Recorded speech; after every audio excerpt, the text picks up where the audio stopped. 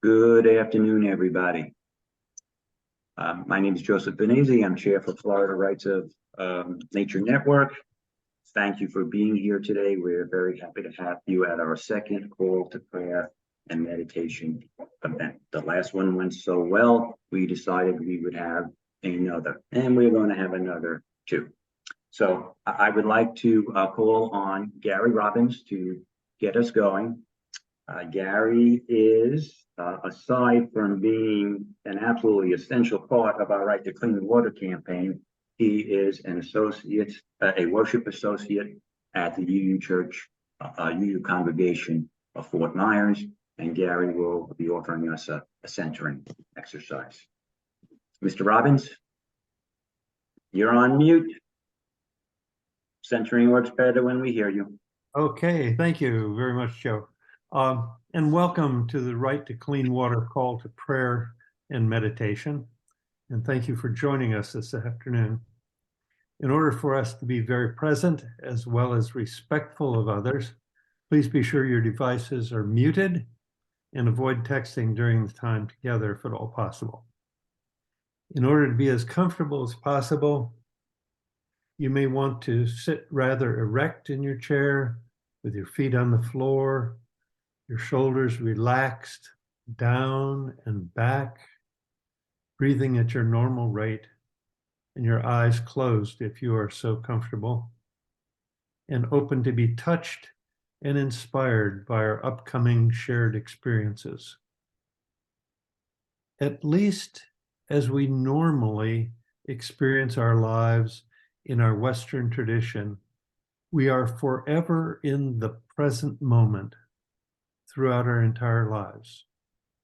This means that we are always at the threshold between the past and the future, a time of being in a liminal space, a very pregnant time for potential inspiration and transformation. The threshold between sleep and waking is a particularly rich time as we move from subconscious to conscious awareness.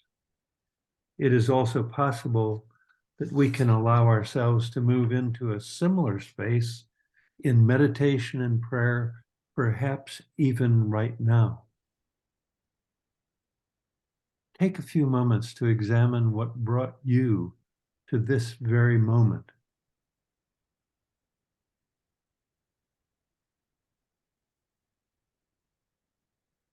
How we humans relate to our interdependent and interrelated existence with all of creation. What the earth is communicating back to us about our effects on life on this planet. What you have experienced in your lifetime. And what dreams you have for the more beautiful world we all know is possible. We can all take some individual actions.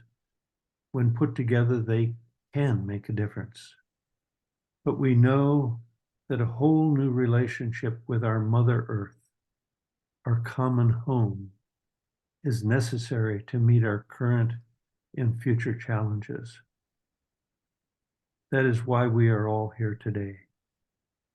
Let us be so inspired to dream the biggest dreams possible, to allow ourselves to get into our stretch zone and to work on common approaches that will bring forth a whole new, wholesome relationship with all other life on earth. A life that is intimately connected with water, with which no living entity on earth can exist without. And in honoring of all of that we have received from our Creator. Let us hold these in our heart as we come back to the present moment here with each other on this Zoom call, as we strive to deepen our commitment and our sharing with each other, that we might be effective in the work that we have set for ourselves. Bless you, bless us all. So be it.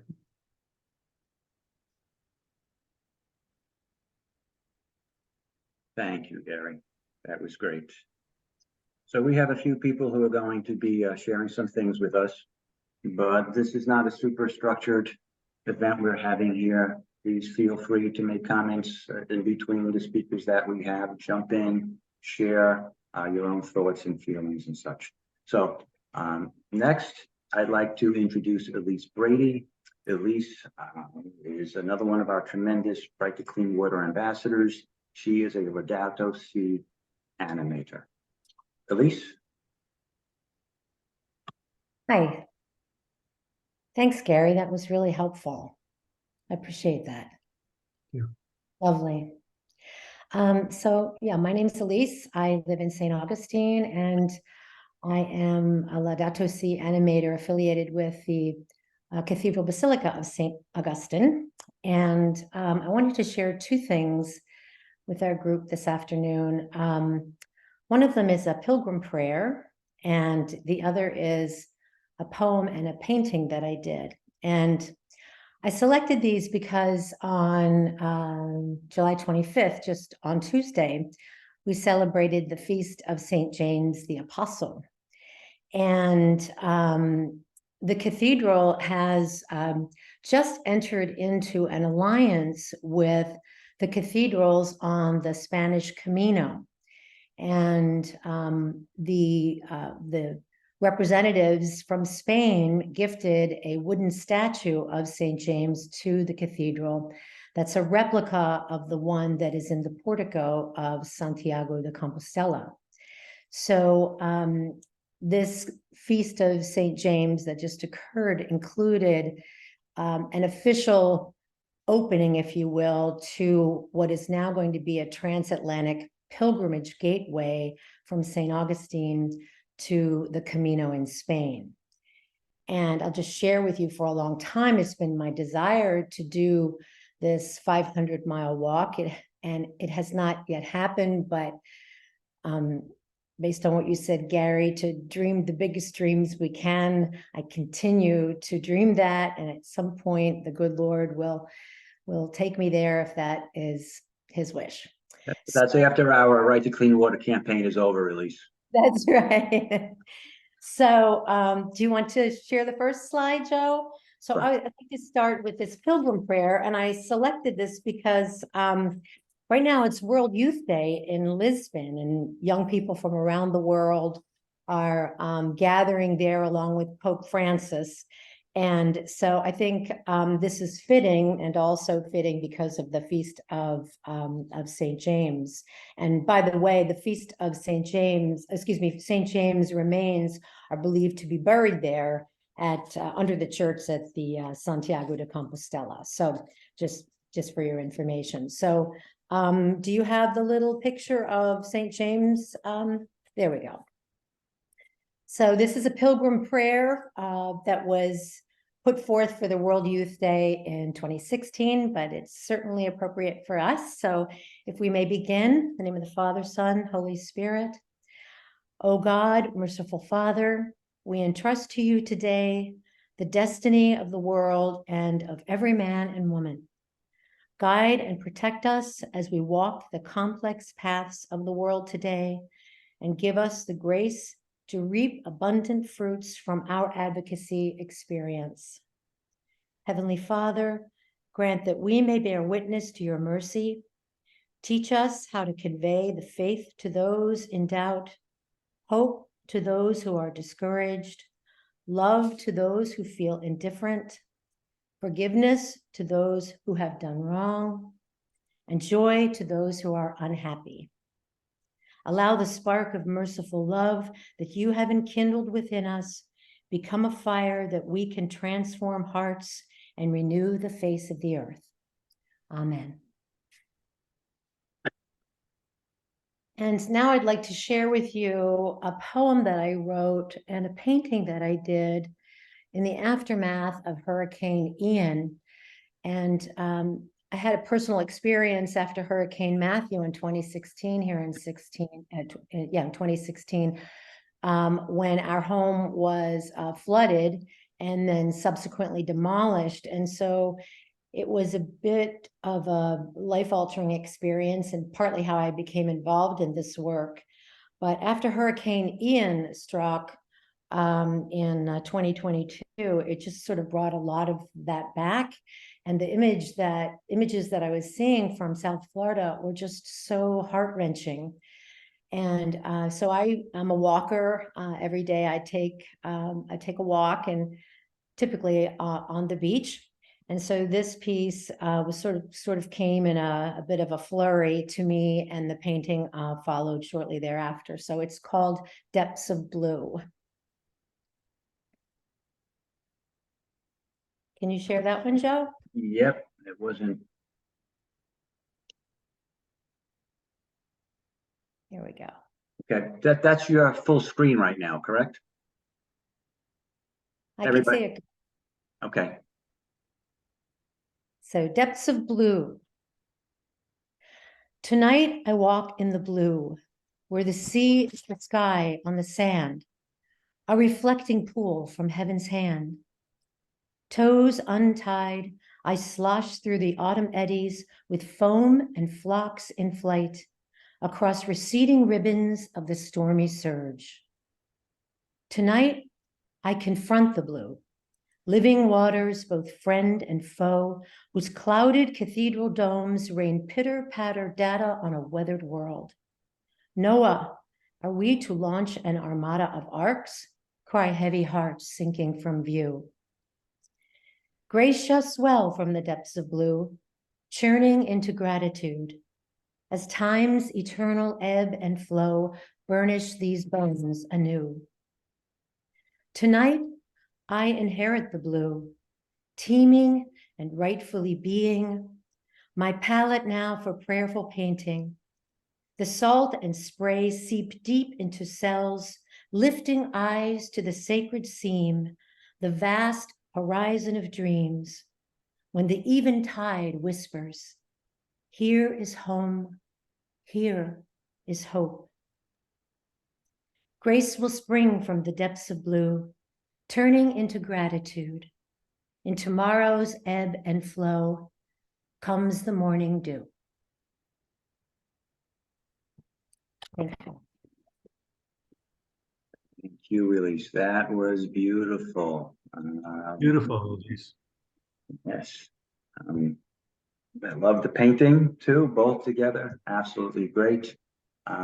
Anybody wish to add a personal note or thought here before we move on? I just wanted to say that that was lovely. I really enjoyed that, and the picture and the poem go so well together. Thanks, Connie. Thanks. Elise, are you a professional painter? Well, I am a painter, and I guess I'm professional, but I don't really seem to be motivated to sell my work. So yes, I have a studio set up, and I've been I have a degree in fine art, and I've been in the art field for a long time. My father was a painter, so I come from a family of artists. So I guess you could say that. It certainly looks that way. Terrific. Thank you very much. Okay, next up is another one of our tremendous Right to Clean Water ambassadors, located down here in Southwest Florida. This is Mary Tracy, and Mary Tracy is a Dharma teacher. Mary Tracy, welcome. Thanks for being here. Floor is yours. Thank you. Thank you, Joe, and thank you, all of you. It's been wonderful so far. Thank you, Gary and Elise. My goodness, lovely surprises. I'm going to share a meditation that was shared with me when I started. I was in a group called, we were studying Zen and the Art of Saving the Planet by Thich Nhat Hanh. And some of the Plum Village group came up with this meditation. So I hope it's of benefit for everyone today. I'm going to ring the gong at the beginning and at the end. There will be 10 prompts. First, it will be a long prompt and then short prompt. And after the short prompt, I'm going to let you breathe a couple of times with that prompt before I move into the next one, just so you know what we're doing. So again, get relaxed. If you wish to close your eyes, to go inward, and I will begin. Breathing in, settling into my body, into my breathing. Breathing out, relaxed and aware in this fresh, new moment.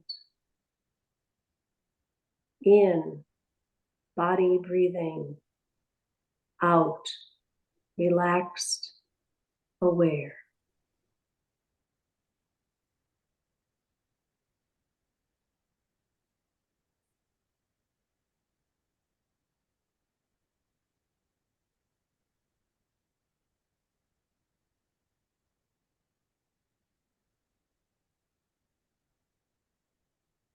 Breathing in, understanding that the world and I are not separate. Breathing out, seeing that my actions of body, speech, and mind affect everything. In, nothing is separate. Out, my actions affect everything.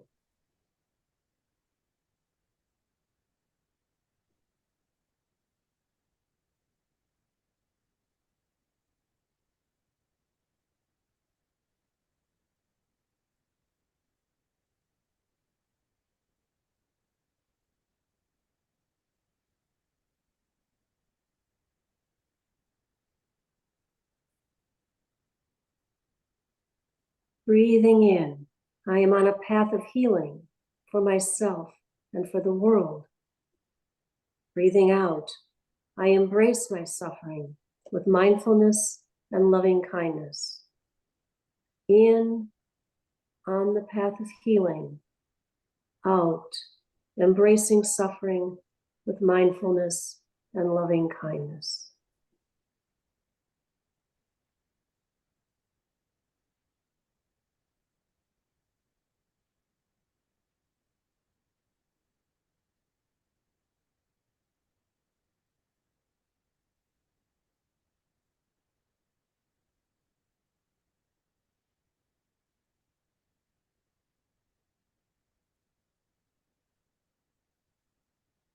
Breathing in, I look deeply into the roots of my fears for myself, humanity, and the world. Breathing out, I transform my fears with understanding and compassion. In, looking deeply into my fears. Out, transforming them with understanding and compassion.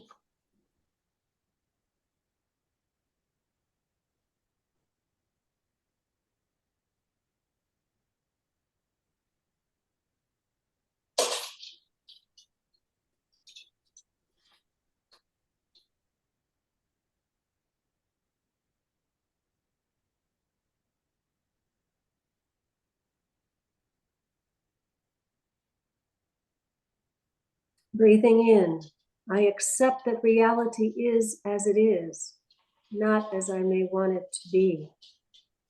Breathing out, I know that the lotus flower grows from the mud. In, accept reality as it is. Out, no mud, no lotus.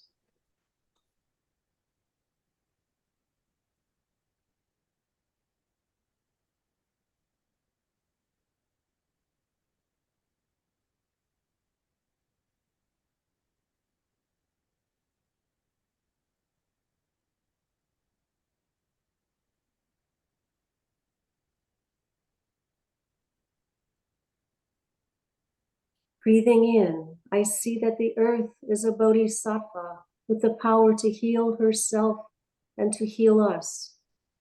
Breathing out, I touch the healing power of the earth. In, earth is a bodhisattva. Out, touching earth's healing power.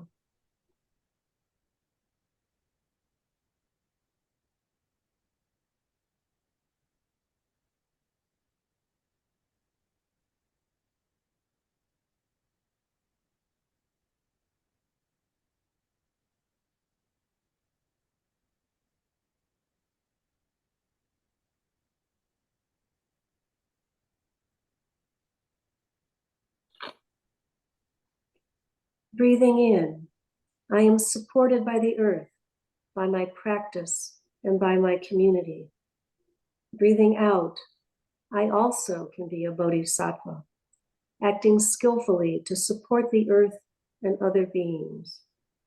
In, feeling supported. Out, acting skillfully, supporting others.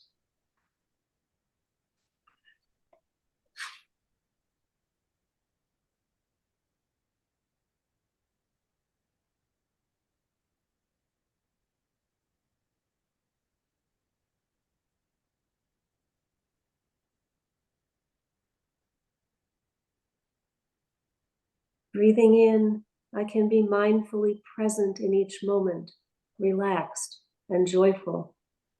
Breathing out, making peace and joy possible for humankind and all Earth's other children. In, mindfully present. Out, making peace and joy possible.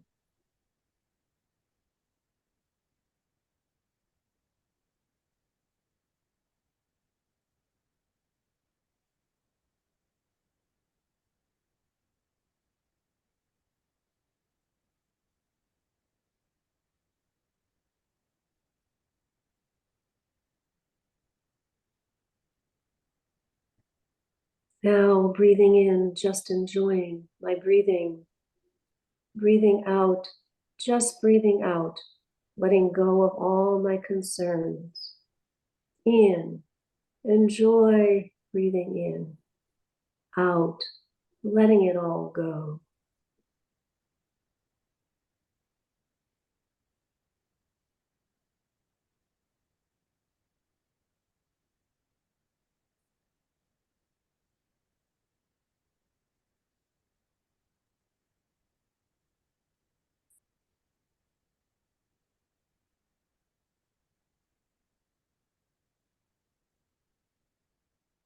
Just breathing in, relaxed and aware. Just breathing out, happy to be alive. In, relaxed. Out, happy.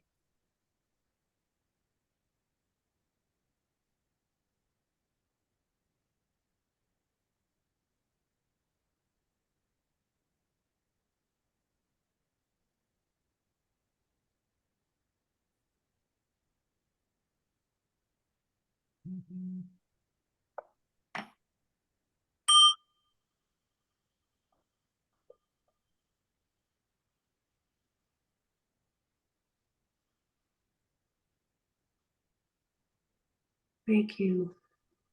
And may that help all of you so we may continue our work. You, Mary Tracy. Thank you very much. Thank you. Thank you.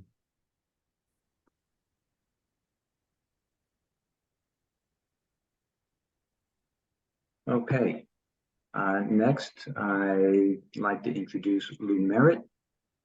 Lou? Once you start speaking, she'll be on the space. Okay, Lou is a springs lover on a Buddhist path. I picked two passages from a book by the young man who is the head of the Buddhist lineage that I study in. It will resonate, I think, with a lot of you. The name of the book is Interconnected. That probably is showing up backwards, but here it is. And this has to do with Buddhists are big on interdependence. which he explains is the same thing as interconnected, which several of you have already mentioned. So the first passage is very short and the next one is a little bit longer. This one is from his first chapter called Bringing It to Life. However we choose to live it, interdependence permeates global society and pervades all our own personal interactions with others. It is the basic condition for our survival and for our ability to act in the world. There are many kinds of conditions. Some are optional, while others are necessary. In the case of interdependence, it is a basic, absolutely indispensable condition of our existence. In this first step, we have been recognizing its presence and understanding how it works.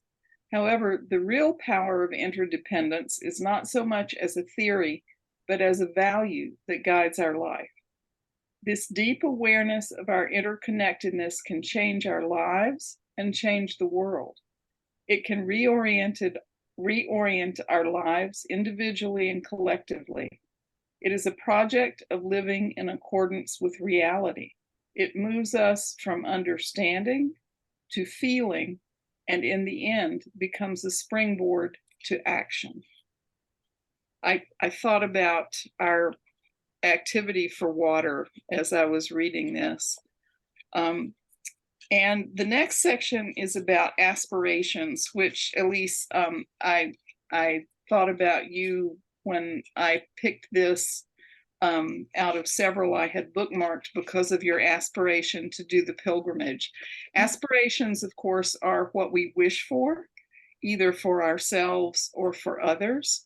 And one of the Buddhist leaders who's a teacher of the young man who wrote this book has been quoted to me as saying, "Don't be practical when you make aspirations." In other words, aspire to the biggest things that you want to aspire to. Don't be afraid of that. So this is called sharing aspirations. We all have, we all have tremendous virtuous potential, but our virtue needs support, and we ourselves can give it much of the initial support it needs. Some of our qualities, like compassion, are naturally positive, but we also have other skills and aptitudes that are neutral and could be used for either good or bad. These include such things as our technological, communication, and scientific abilities. Too often, these are directed to negative aims. Many video games today visualize killing and glorify violence. Advertising promotes envy, greed, and selfishness. We could make significant change just by consciously harnessing our various skills to positive aims instead. Science and technology could have a huge impact through relatively small measures if they were guided by our most positive aspirations. We can start by sharing our hopes and dreams. As our aspirations find expression outside the limits of our own hearts, we discover that many others harbor similar aspirations.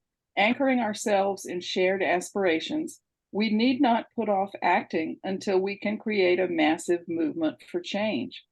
The opportunities to start shifting things are there around us all the time.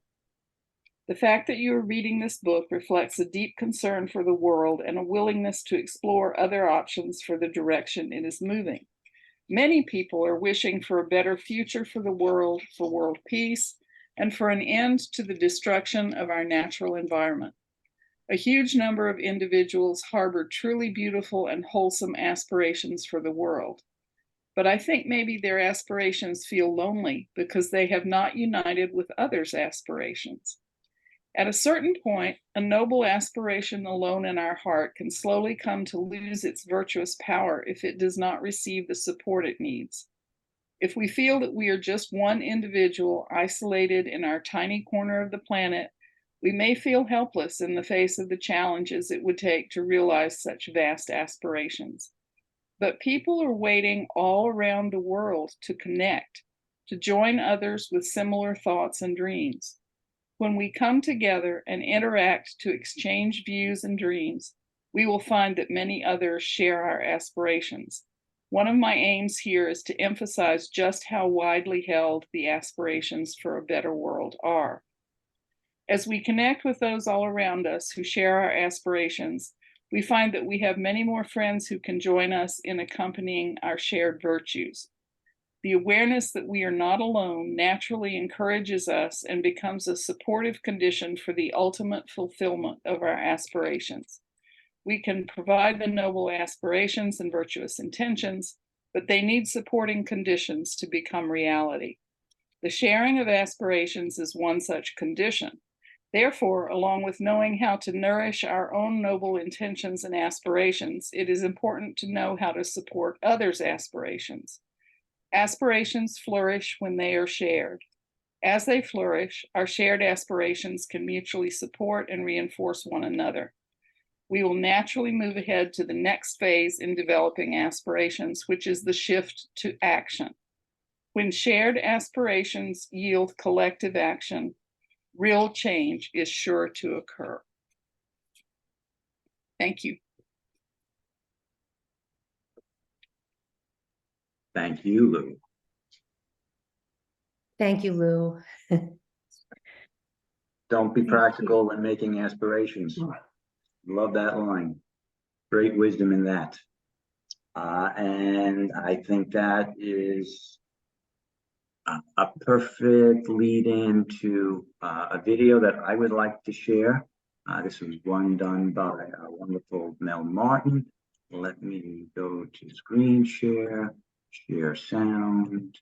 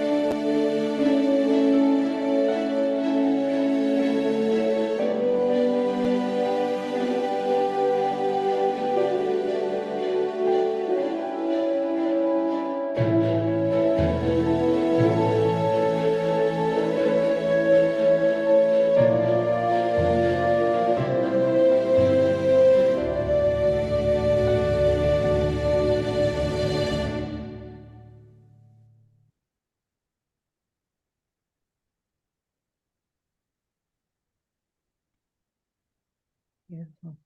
Oh, that was gorgeous. Mhm. Mm. Very moving. Thank you, Mel. Good job. My Mhm. pleasure. Okay, so we are already a little bit over half an hour, so I would just like to add a few comments and then open this up to everyone, anyone, however, wherever that leads us. But let me share my screen again and go to, where am I going? So, nope. It's going to book, where is it?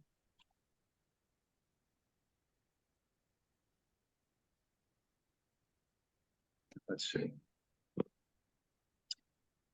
So talking about practicalities and aspirations, I think everybody knows that we have quite a challenge in front of us, 900,000 signed petitions. We've got 5 or 6 months left to do that, and we still have a long way to go. We intend to get there by following these 3 different pillars of approach. Our ambassadors are going to get 300,000 signed petitions. A mail-in campaign is going to get us 300,000 petitions. But I want to focus on the middle one, because it was this one about our supporting organizations and that fish which drew my attention. And this is something I shared when speaking with to a group of Methodists the other day, and it is why I chose this as an image. This is an image of the one miracle, I believe, that is the only one to show up in all four Gospels. It is the miracle of the 5 loaves of bread and the 2 fish, and everybody's familiar with it, of course. Jesus and disciples and 5,000 people are out in the countryside. They've been all day, and the disciples go up to Jesus and say, Master, let's send them home to the villages so they can get food. He says, you feed them. We only have 5 loaves of bread and 2 fish. He says, bring them here. And lo and behold, he turns them into thousands. Well, that's what we need to do. We need to take our blank petition, our signed petitions, and turn them into the 70,000 that we have now and get us to the 900,000. But I shared with folks the other day that this is kind of already happening. Sometime over the next 2 or 3 days, Coastal Angler magazine is taking our one petition and multiplying it by 180,000 times. They are putting the petition in their magazine for people to fill in, tear out, sign, and mail in. And when speaking to these folks the other day, I said, I don't know how many Methodists there are in Florida, whether there are 100,000 or 500,000, but if each one signed the petition, how much closer does that get us to our 900,000? If each one of them simply multiplied that one petition by 5, committing to get 5 of their friends and family members to sign, 900,000 is a very, very doable thing in the time we have. And it's not even miraculous. It's just math. So this is a very doable thing. It's a great aspiration, but still very, very practical and doable. I just wanted to make sure that everybody understands that. And I just, this particular miracle resonated with me. And so I wanted to share that with everybody. And so now I'm going to stop sharing. And there we go. And open this up to anybody or who would like to share anything. Mary Tracy? And Gary probably will corroborate this, but yesterday when we were working on looking at petitions, I saw the first Coastal Angler petition. So it's out there, it's working. Terrific. Yay. I understand the paper is very delicate, but that's okay. As long as it's signed and filled out correctly, we're in a good spot. So I can't see everybody right now. Let me see. Let me go to gallery. Here we go. Okay. Anybody? Joe? Yes. Yes, hi. I think I've already signed the petition, but where would I be able to get a copy to print out? And then when I get them signed, where do I take them? Okay. Do you have a printer at home, Connie? Yes. Okay. So you can go to our website, floridarightocleanwater.org. Okay. And up top, there's a spot that says petition, and you can find out tons of information about the petition, but you could also simply print out one blank copy. Well, you could just click 5 and you'll print out 5 all at one time. 5, by the way, will fit in one envelope with one stamp, and you could send it to the Fort Myers address on the petition itself. Oh, great. Okay, thank you. Okay. And if for some reason your printer fails or whatever, or it's acting ornery, just let me know and I can mail you petitions. Okay, great. Thanks. Anything else, anybody? Yes, I want to say to Connie that when you are filling it out and when you're having your friends fill it out, please make sure that they fill out all of the blanks on the petition. And particularly their date of birth or their registration number, and sign it and date it for the day that they signed it. It's a very simple thing to do, to check and make sure that they have completed them all. If they come into us incomplete, it creates a great deal more work for us to be able to get them completed. So appreciate that. Okay, thank you. Do you have to have is that their voter registration? You have It's to have either that or. or Yeah. the date of birth? Yeah, it's either the registration number, which most of us don't have ready access to, or your birth date. Okay, great. That's easy enough. Yes. Doris, do you mind telling us what you have arranged to happen at your church? Yes, this Sunday, we have a petition drive, and we have tables and petitions and hopefully lots of people to sign the right to clean water petition. So we're trying. Joe was going to speak, but I was told by the minister that it was a little too political yet and they weren't ready for it. But they actually put a beautiful, I'll post it in the newsletter with the logo and what we're trying to do. So hopefully we'll get that off to a good start. And then we go to Unity of Naples and do something there. And I think it'll grow. Really, it has to. So I'm hoping. Well, we're hoping on that a great deal. Faith congregations throughout the state are critical to our success. Yes. Thank you. And what we're doing should resonate with them. For those of you who don't know, upcoming September 1st to October 4th is the season of creation. I spoke about that in my ambassador letter today. If you didn't read it, we are meeting on Thursdays. If you'd like to join in, it's Thursdays at 10 a.m.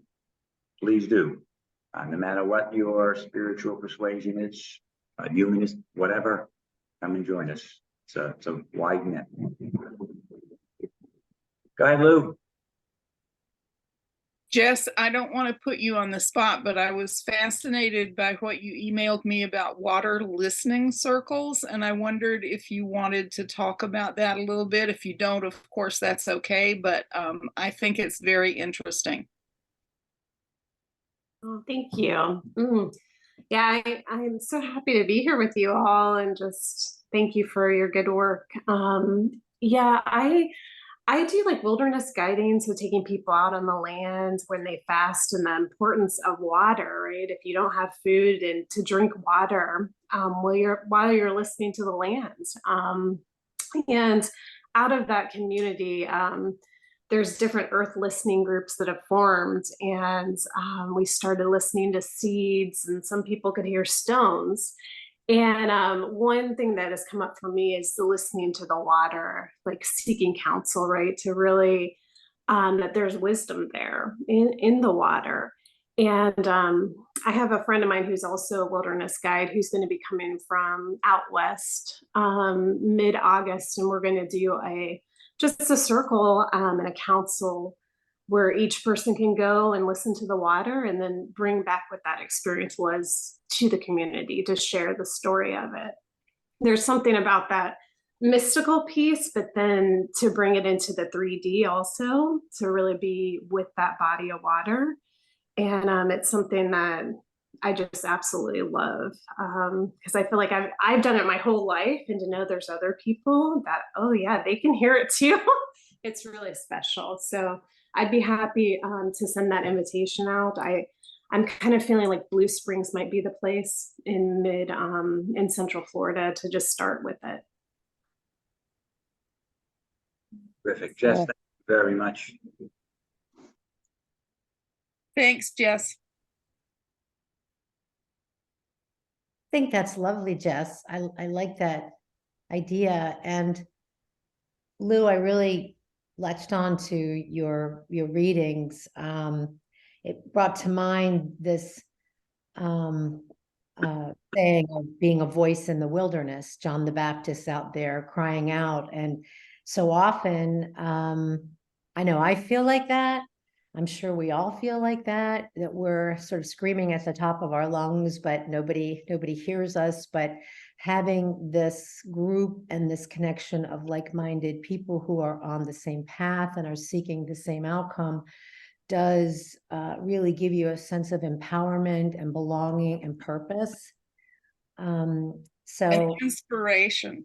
An inspiration, which we so desperately need, because Mary, you had talked about transforming your fear into kindness and compassion, I think is what you said.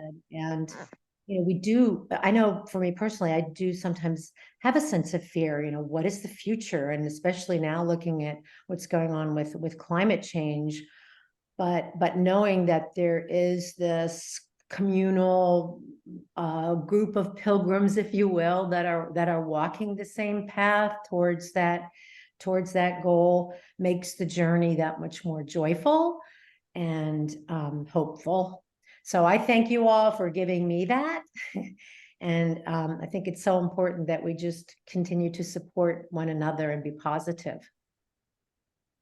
And I really think transformation is a key here, because on any of these spiritual paths, what we're looking for, I think, is personal transformation, but then that extends out into the wider culture. And what we're doing with the petition is trying to transform and change the culture. So it's all connected, it's all woven together.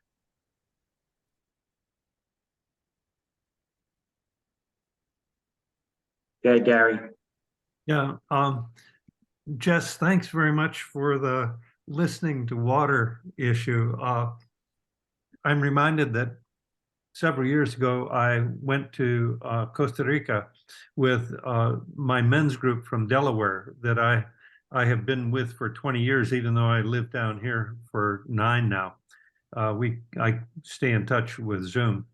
But we went to Costa Rica and we found out that there was a beautiful waterfall up in the mountains. And so we went from our retreat center up into the mountains, and we had the oldest guy in the group was in his mid 80s, I guess. I don't remember exactly how old he was, but he's a tall guy with difficulty with his legs. And we could ride up within a half a mile of the waterfall, but then we had to walk in, crossing the creek several times and the stones. And he had a lot of help getting to the falls. And we each took turns under the fall, each one, having our own specific time under the fall, being washed by the water, and just absolutely marvelous. And we know that is a feminine issue, it's a feminine, water is feminine supposedly. And so we were expressing our feminine selves and loved it. And then we stood around and talked in the pond below the falls for a while, and then we headed back. And when we headed back, oh, bless his soul, that guy, we could hardly keep up with him. He had been transformed literally, and his gait back was just incredible. He still needed some assistance, but we could walk. Just, it was inspiring to see what had happened to him in that experience with the waterfall. And we were all inspired by it, of course, but he had physical inspiration. I mean, physical aspect of it that was real. And it was so fantastic. And I'm glad to share that with you today. Thank you, Gary. Great story. Mm-hmm. Okay, everybody. Well, thank you for being with us here today. We'll do this again in another 4 weeks. I hope we'll see you again then. Have a lovely day. Thank you. Yes, everyone. Bye-bye. Thank you, everyone. Be well. Thank you very much. Pleasure.